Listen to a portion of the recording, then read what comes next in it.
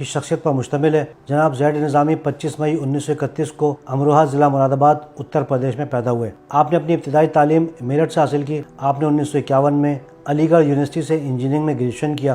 دوران تعلیم ہی آپ تحریک پاکستان سے وابستہ ہو گئے۔ 1951 میں حکومت پاکستان نے ایک پالیسی کا اعلان کیا جس کے تحت حکومت پاکستان نے ان افراد کو پاکستان آنے کی دعوت دی جو انجینئرنگ یا ٹیکنیکل شعبے سے وابستہ تھے، کیونکہ اس وقت نوزائیدہ مملکت میں قابل افراد کی انتہائی کمی تھی۔ 1951 میں زید نظامی صاحب کے والدین ہجرت کر کے کراچی آ گئے اور 1953 میں آپ کراچی امپرومنٹ ٹرسٹ میں شامل ہو گئے۔ کراچی کے دو اداروں کراچی امپرومنٹ ٹرسٹ اور کراچی جوائنٹ واٹر بورڈ کو ملا کر 1957 میں کراچی ڈیولپمنٹ اتھارٹی قائم کر دی گئی اور پھر آپ نے اس میں ملازمت اختیار کر لی۔ وہ کراچی شہر جو 1941 کی مردم شماری میں 3,86,000 نفوس پر مشتمل تھا، جو کھارا در یا کمالی سے شروع ہو کر گرو مندر پہ ختم ہو جاتا تھا، وہ زید نظامی صاحب کی ریٹائرمنٹ تک 1.5 کروڑ سے زائد کی آبادی کا شہر بن چکا تھا۔ 50 کی دہائی کے بعد تمام نئی آبادیوں میں اہم ترین کردار جناب زید نظامی صاحب کا رہا، جیسا کہ PCHS، north Nazimabad, north Karachi, Gulshan Iqbal, Gulistan Jauhar, scheme 33، Surjani town, federal B area, Orangi town, Landhi,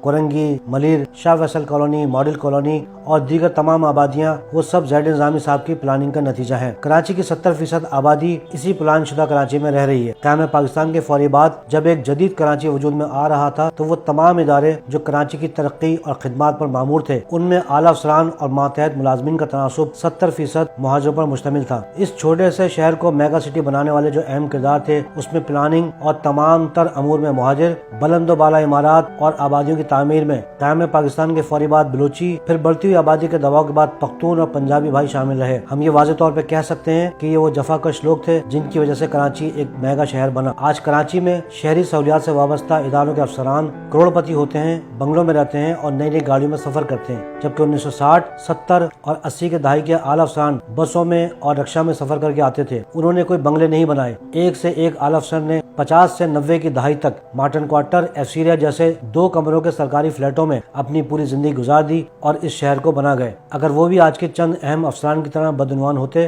تو کراچی پہلے ہی غیر قانونی تعمیرات اور کچرے کا ڈھیر بن چکا ہوتا۔ جناب زید نظامی 70 کی دہائی میں ڈائریکٹر کراچی ڈیولپمنٹ اتھارٹی اور 1988 میں director general Karachi development authority رہے۔ آپ نے 1974 میں حکومت پاکستان کی زیر نگرانی کراچی کا ایک ماسٹر پلان ترتیب دیا۔ اس میں کراچی کے شہری سہولیات کے تمام ادارے اور تمام اہل افراد شامل تھے۔ آپ اس کمیٹی کے سربراہ تھے۔ یہ 411 صفحات پر مشتمل کراچی کا مکمل ماسٹر پلان ہے۔ اس پلاننگ میں شہری سہولت کا کوئی ایسا شعبہ نہیں تھا جو اس میں شامل نہ ہو۔ آج بھی کوئی اس پلاننگ کو اگر پڑھے گا تو وہ حیران رہ جائے گا کہ کیسے کیسے قابل افسران تھے۔ زید نظامی صاحب نے 1979 میں کراچی کی وسعت کو دیکھتے ہوئے اور کراچی کی بہتر پلاننگ کے لیے 2 ادارے قائم کیے، ایک کراچی بلڈنگ کنٹرول اتھارٹی، دوسرا Karachi water and sewage board. جناب زید نظامی ورلڈ بینک اور سعودی حکومت کے مشیر رہے۔ آپ موجودہ خانہ کعبہ کی توسیع کمیٹی میں بھی شامل تھے۔ آپ نے خانہ کعبہ کی توسیع کے لیے اہم تجاویز دیں۔ آپ اس ٹیم کا حصہ تھے جنہوں نے دوران طواف مطاف کے فرش کو گرمی میں ٹھنڈا رکھنے کے لیے ایک مخصوص ٹائل لگانے کا مشورہ دیا۔ آپ نے اسی دور میں عازمین حج و عمرہ کے لیے ٹرانسپورٹ کا نظام سعودی حکومت کو مرتب کر کے دیا۔ آج جو آپ سیوک سینٹر کی عمارت دیکھتے ہیں، یہ بھی زید نظامی صاحب کا شاہکار ہے۔ آپ نے کراچی میں شہر کراچی اور پورے ملک کے نوجوانوں کے لیے ایک شاندار یونیورسٹی سر سید انجینئرنگ یونیورسٹی 1994 میں قائم کی۔ اس یونیورسٹی میں 1994 میں 222 طالب علموں نے داخلہ لیا اور بعد کے آنے والے ادوار میں یونیورسٹی کے طالب علموں کی تعداد 6000 سالانہ سے زائد رہی۔ تمام فارغ التحصیل طالب علم جو اس یونیورسٹی سے نکلے وہ شہر کراچی اور پاکستان کی خدمت کے لیے ممدو و معاون ثابت ہوئے اور بیرون ملک جا کر بھی پاکستان کا نام روشن کیا۔ آپ سر سید انجینئرنگ یونیورسٹی کے چانسلر تھے۔ جیسا کہ بیان کیا جا چکا ہے کہ آپ 1980 سے 1989 تک ڈائریکٹر جنرل KDA رہے۔ آپ نے 45 ہاؤسنگ اسکیموں کا آغاز کیا۔ آپ کسی بھی اسکول، کالج، فلاحی ادارے، مسجد، امام بارگاہ، مدرسے، الغرض کسی بھی حقدار کو زمین دینے کے لیے اپنی تمام صلاحیتیں بروئے کار لاتے تھے اور انہیں زمین الاٹ کر دیا کرتے تھے۔ آج جو آپ سپر ہائی وے پر ایدی ٹرسٹ کا بہت بڑا فلاحی کام دیکھتے ہیں، وہ زید نظامی صاحب کی مختص کی ہوئی زمین ہے۔ ایسے تمام نیک کام